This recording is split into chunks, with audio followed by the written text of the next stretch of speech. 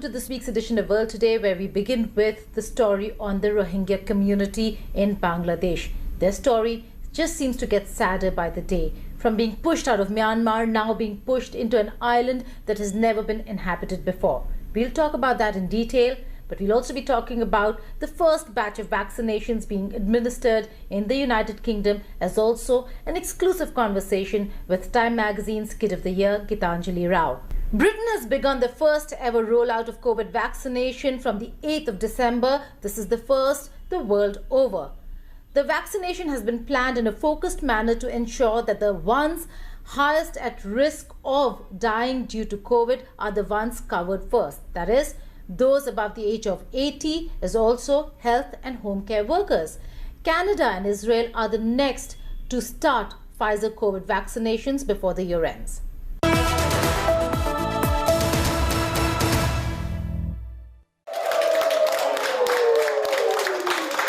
History in the making. 90-year-old Margaret Keenan became the first person to receive the shot of Pfizer-BioNTech COVID-19 vaccine at her local hospital in Coventry, Central England on Tuesday. I'm feeling very emotional today. It is really quite remarkable. We, less than a year ago, were treating the first patient with COVID, and we are now able to give a vaccine. The team has been incredible. It's the beginning of the end of this pandemic. We're not there yet. It's so important that people keep doing the things we know we need to do, following the rules and the basics to make sure we keep this under control.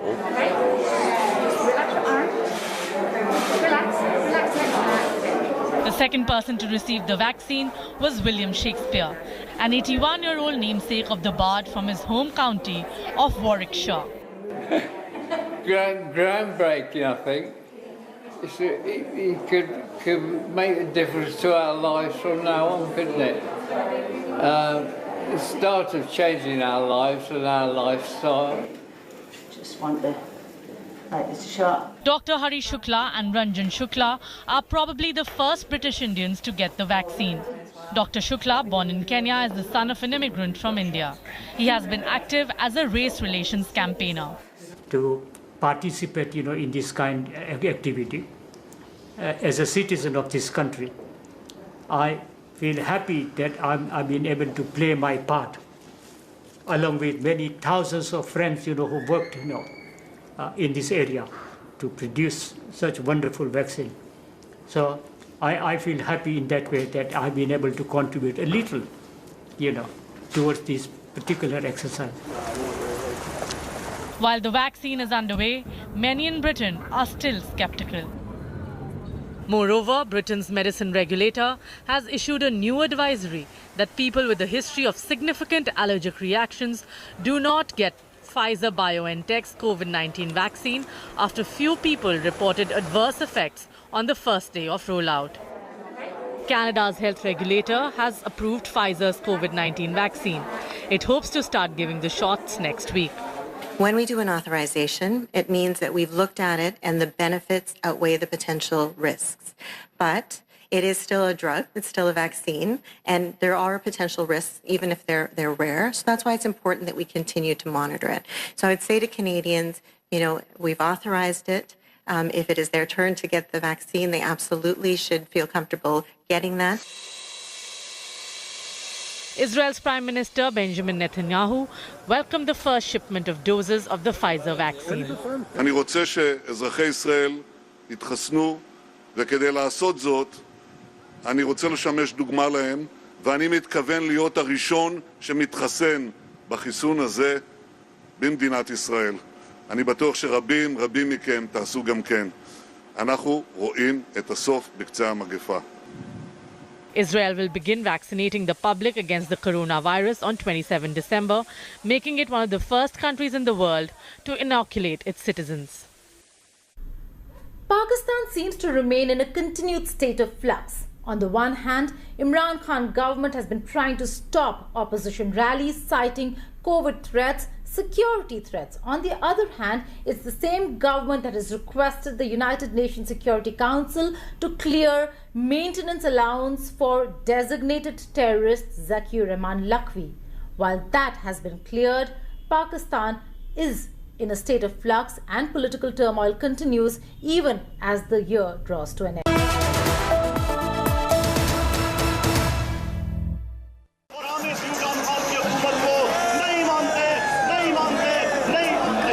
This was a precursor.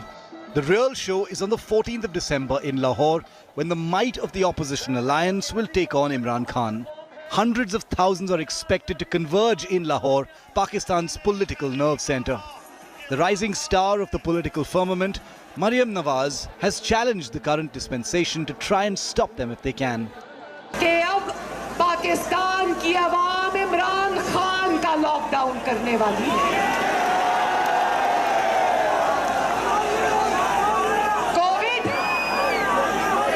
कोविड-18 से पहले ठहर जाओ। कोविड-19 से पहले कोविड-18 को घर भेजना बहुत जरूरी है।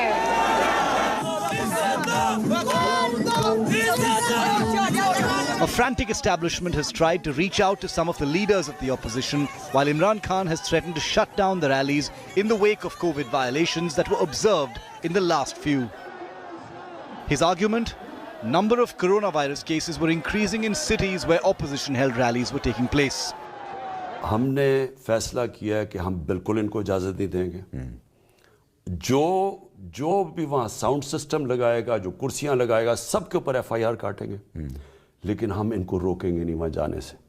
यानी हम कोई रुकावटें नहीं, ताकि ड्रामे ना करें, ये कोई रेवोल्यूशनरी ना बने, ये चे गवारा ना बने, सिर्फ अपनी चोरी बचाने के लिए कर रहे हैं। हमने कहा करें।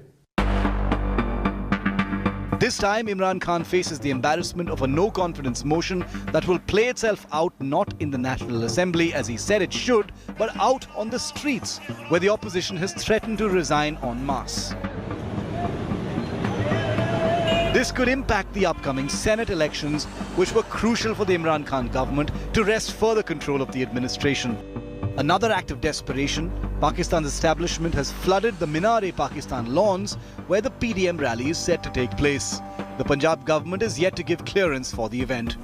Meanwhile, Imran Khan, on the one hand, accuses the opposition of derailing the good fight against a dwindling economy and terrorism, and on the other hand, his government reaches out to the United Nations to seek financial help for designated terrorist Zakiur Rahman Lakhvi.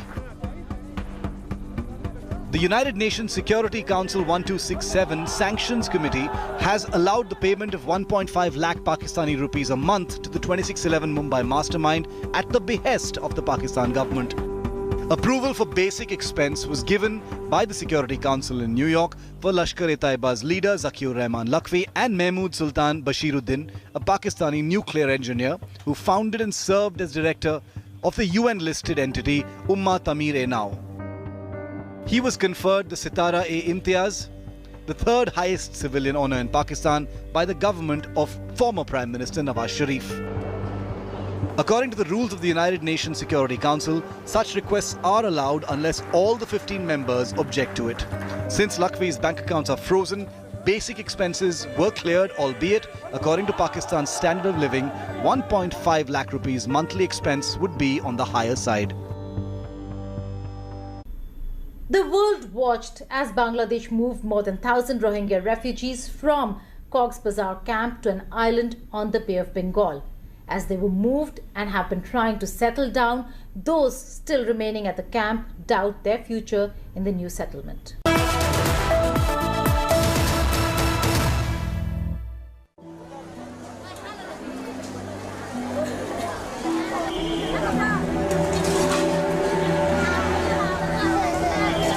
They are people who don't belong.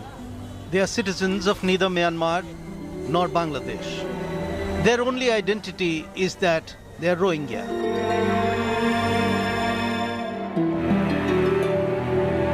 They fled their homeland in Rakhine, Myanmar, facing targeted brutality by the Myanmar army.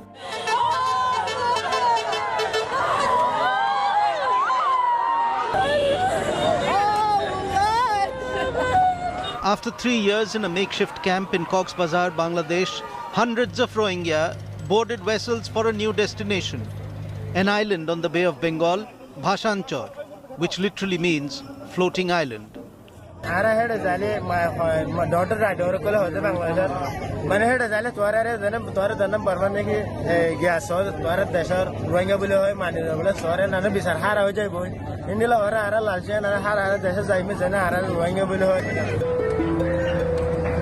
$1,642 Rohingya refugees boarded 7 Bangladeshi naval vessels in Chittagong for the trip to Bhasanchar. The island used to regularly submerge, but now it has flood protection embankments, houses, hospitals and mosques. Built at a cost of more than $112 million by Bangladesh, this island now promises a new beginning for the Rohingya.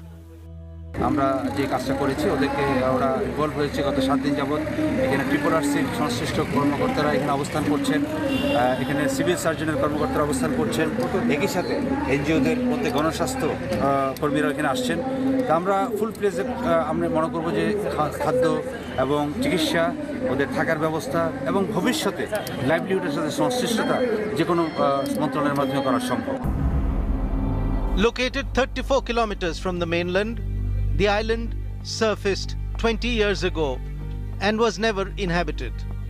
The island's facilities are built to accommodate 1 lakh people, just a fraction of the million Rohingya who are currently living in the crowded refugee camps around Cox's Bazar. The United Nations has voiced concern that refugees be allowed to make a free and informed decision about whether to relocate to the island in the Bay of Bengal or not. There have been complaints of Bangladesh forcing the refugees to relocate from the mainland to the island.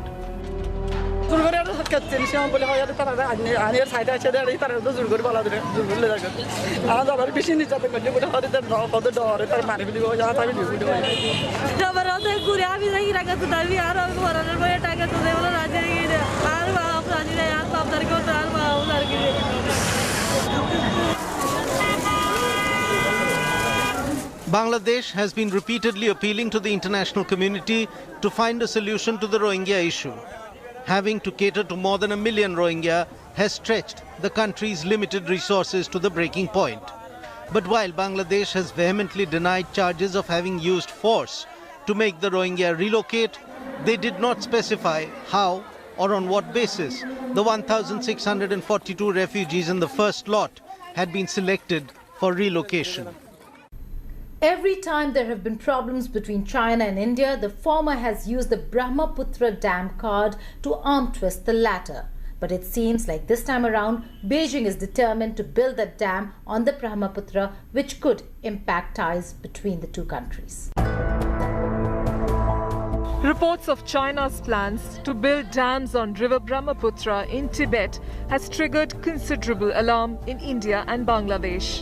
There are apprehensions that as an upper riparian state, China would exercise control over waters of the Brahmaputra and starve the lower riparian states of India and Bangladesh.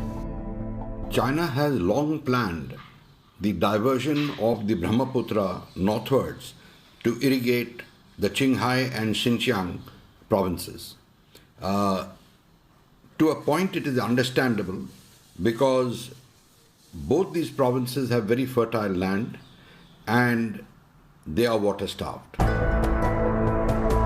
India today has learned that over the next 10 years, China plans to make 11 dams on the Brahmaputra River in various locations across Tibet. 开展雅鲁藏布江下游水电开发是中方的正当的权利。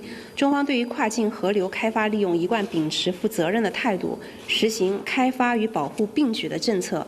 任何项目都会经过科学的规划和论证，并且充分的考虑对下游地区的影响，兼顾上下游的利益。China has an ambitious plan to link south and north through canals, aqueducts, linking of major rivers to ensure water security. India is not the only country that has suffered at the hands of China. Being an upper riparian state, Beijing has been blocking rivers like the Mekong and its tributaries, affecting Southeast Asian countries like Thailand, Vietnam, Laos and Cambodia. India is an affected party. and there are certain obligations that devolve upon China as an upper riparian. There are other issues related to POK, and one can only hope that China would be cognizant of its responsibilities as per international law when it comes to sharing river waters.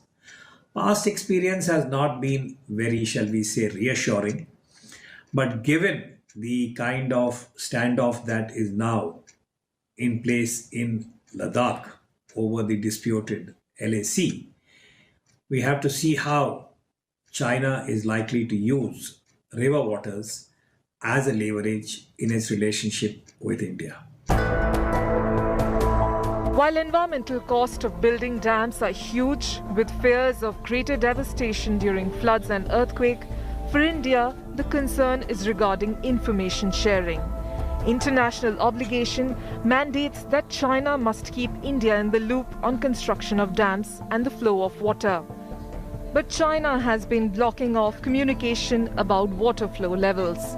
Despite India paying 80 lakh rupees to China for data on Brahmaputra river water during the 2018 Doklam standoff, Beijing has been stopping the flow of information about its dams, effectively rendering India blind to flood water levels in Brahmaputra river. Welcome back to World Today. 15-year-old Gitanjali Rao has been crowned Time Magazine's Kid of the Year. She's a scientist and an innovator, an American of Indian origin, but there's a lot more to Gitanjali than just science. Scientist, inventor, baker, singer. Gitanjali Rao is the Time Kid of the Year. The magazine picked Gitanjali for her work on tackling issues ranging from contaminated drinking water to opioid addiction and cyberbullying. The 15-year-old trumped more than 5,000 nominees to get the coveted recognition. This is a device that detects lead in drinking water faster. Among the many innovations by the Denver-based Indian-American is a simple device to detect the amount of lead in water. Recently, Gitanjali developed an app called Kindly, which detects cyberbullying at an early stage. The young scientist hopes her innovations are self-sustaining and last beyond her.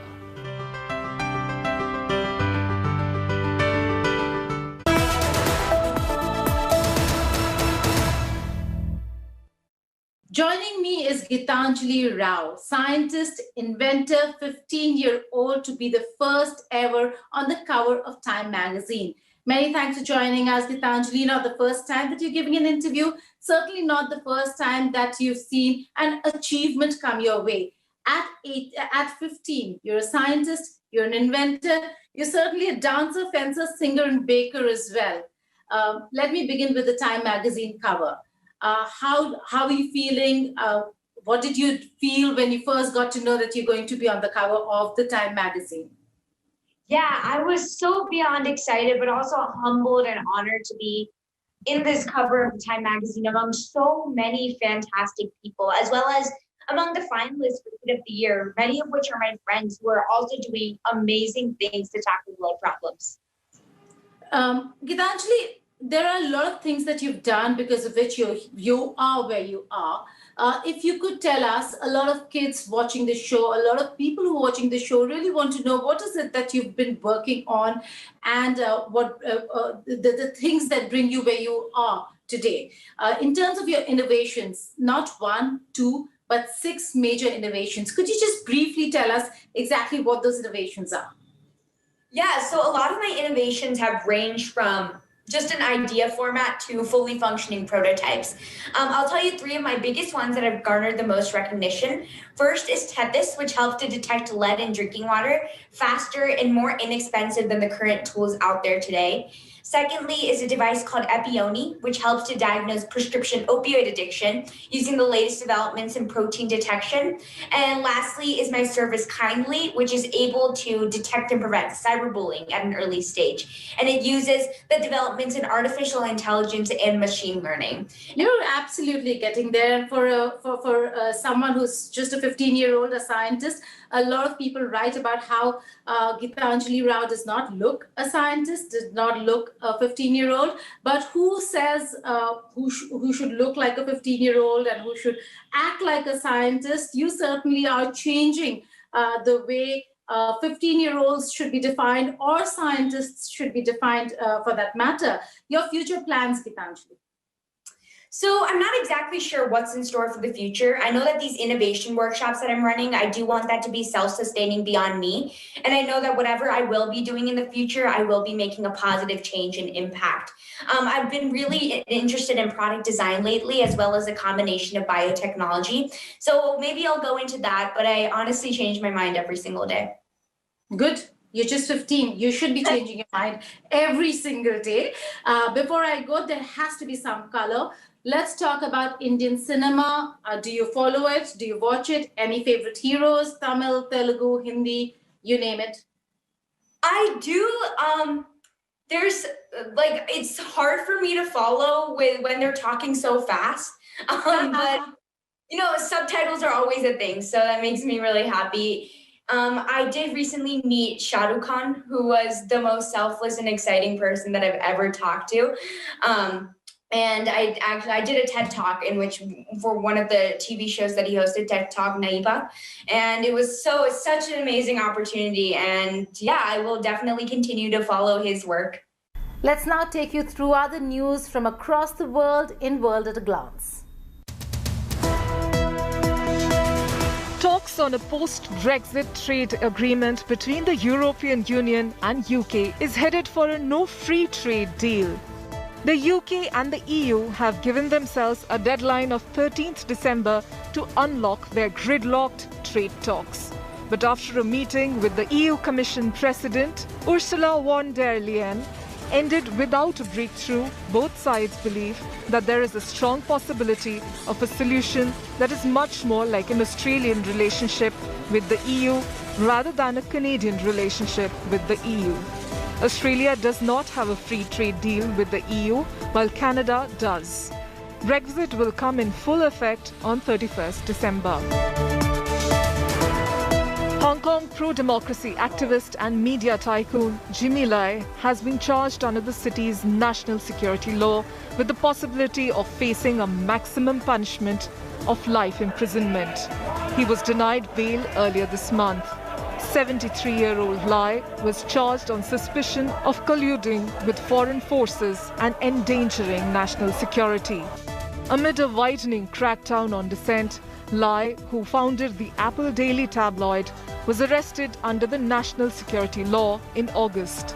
He is one of the most high-profile person to be charged under the law since its implementation in June. The latest survey conducted jointly by Nepal and China confirmed that Mount Everest has grown in height by 3 feet. The joint survey concluded the new updated height of Mount Everest as 8,848.86 meters. This is 86 centimeters higher than the last recorded height made by the Survey of India in 1954. That's all in this edition of World Today, but before I go, I'll leave you with visuals of grand 3D lighting projection on the facade of the great iconic Hermitage Museum in St. Petersburg. They're celebrating the 256th anniversary of the museum. While it was not open for public, the organizers made sure that the lighting show is on the Hermitage website every hour. Take care.